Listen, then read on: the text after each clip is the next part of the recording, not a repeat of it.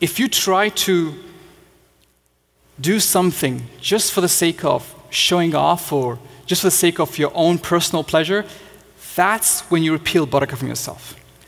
But you got to do something genuinely, sincerely wanting to help others, genuinely wanting to do good to others. That sincerity, that good intention is what attracts barakah.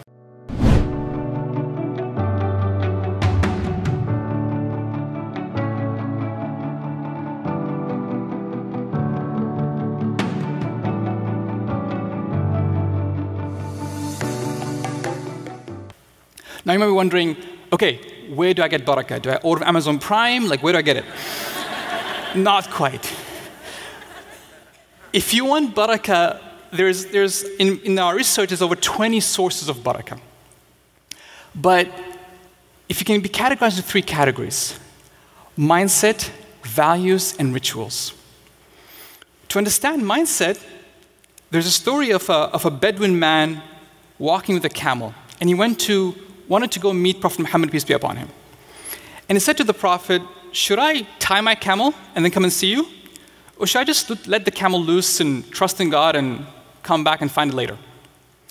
The Prophet told him, tie your camel and trust in God. Tie your camel and trust in God. This idea of tying your camel, take all the means necessary. Prepare yourself. Do all that you can. But at the same time, having that trust. When you press launch, when you press send, when you stand in front of a crowd and give a speech, you gotta have that trust. That everything you've done, all the preparation, all that work you've done, that's now coming to fruition. Tie your camel and have trust. There's a quote by Ryan Holiday that says, do your work, do it well, then let go and let God. That's all there needs to be. And that's the barakah mindset, where you're balancing between preparing for the worst and hoping for the best. And that gives you that booster and that barakah mindset. The second category is values. Now, all the values we've heard of, like honesty and compassion and mercy and justice, all those values bring in that barakah into your life. But there's one value that I'm personally still working on, and that's the value of contentment. There's a story of a king with his vizier walking in their palace, and they saw a poor man mopping the floor. And this poor servant was genuinely happy. He was whistling and dancing and just having a good time. And the king turned to his vizier and goes, I don't get it. This guy is poor. This guy has nothing to his name. And look at him. He's so happy. He's happier than me. I'm the king and I'm so depressed and sad. The vizier turned to the king and said, Your Majesty, this poor man did not face the 99 problem. The king said, What's the 99 problem? The vizier said, Your Majesty, tonight, place a bag of gold coins in front of this poor servant's house. Label the bag 100 gold coins, but only put 99 gold coins inside of it. I know, it's cruel. So the king did what he was told. He placed a bag of gold coins in front of the poor servant's home. The poor servant woke up in the morning, opened the door, saw a bag of gold coins. He was excited, ecstatic. He looked it up and 100 gold coins. Couldn't believe his eyes. He went inside his home and started counting. 99. He goes, okay, maybe I was wrong. Maybe I was too excited that I got it wrong. Count a second time. 99. Third time. 99. Suddenly his excitement turned into frustration. Where's that dang last gold coin? To put it in modern context, that's like receiving a check for $1 million and going to the bank and the bank depositing only $999,000, and you're wondering, where's that last $1,000? Or to put it even more painfully, it's like ordering a brand new iPhone 7, getting it through the mail, opening the box, and there's a tiny little scratch in the corner. And that thing hurts. Contentment is being content with what you have, especially in the material success world. It does not mean they shouldn't be ambitious. It does not mean they should not look for better and to improve yourself. But contentment is to have that feeling of that I'm content with what I have. Remember I said barakah is doing more with less? Well, the first step is to be content with that less.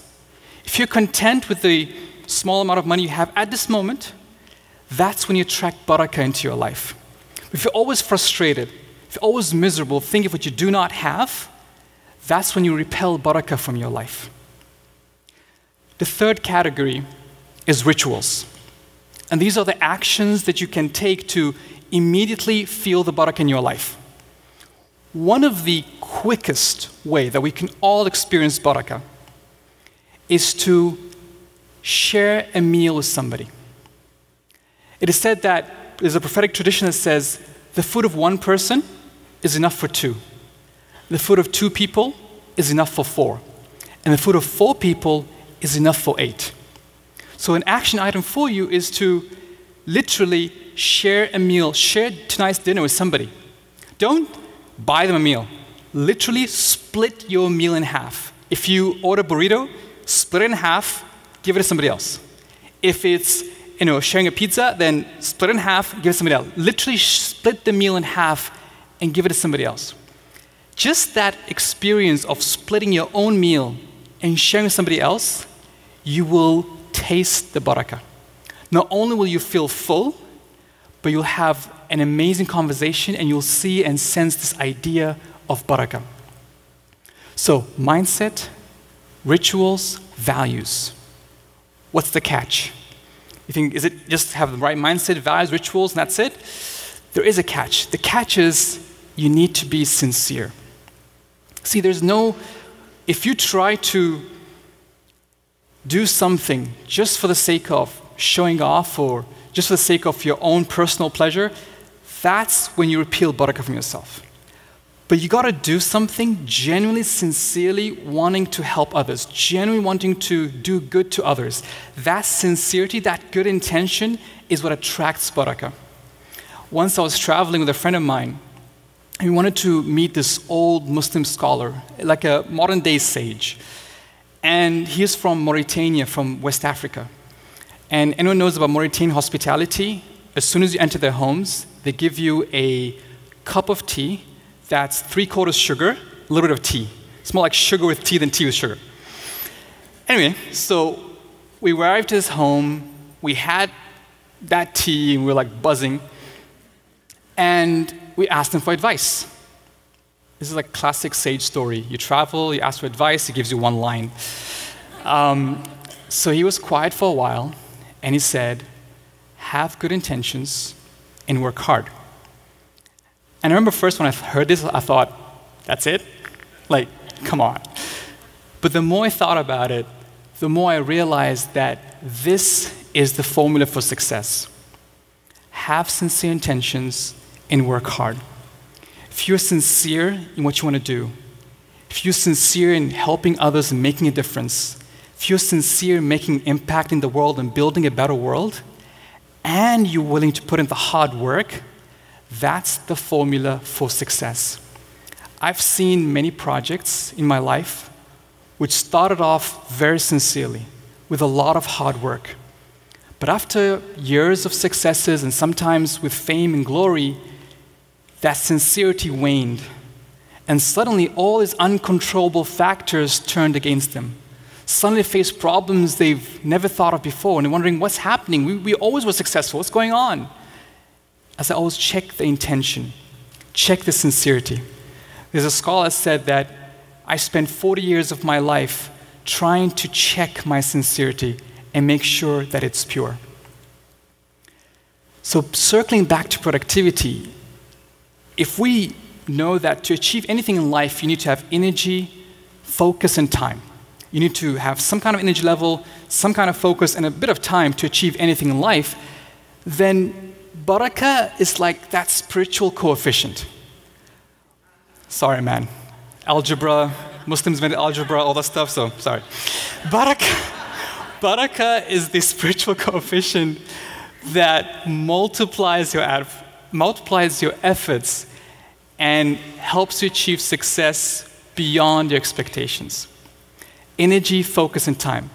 And that explains this thing that modern productivity is about maximizing your output, but barakah is about maximizing the impact of your output.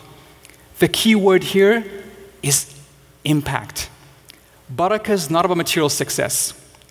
It's not about the dollars and the followers. It's about long-lasting impact that truly brings benefit to yourself and those around you and society at large. That farmer, at the beginning of the talk, he understood barakah. He had the ritual of giving a third of his crops to charity. He had the value of contentment of keeping just 1/3 of the crops for himself and his family. And he had the mindset of tying his camel and reinvesting 1/3 back into his land. It is no wonder that brought that cloud of fortune and barakah into his farmland in the middle of the desert. And guess what? Another Arabic word for rain is barakah. I wish you all a happy, blessed, and a life full of barakah. Thank you very much.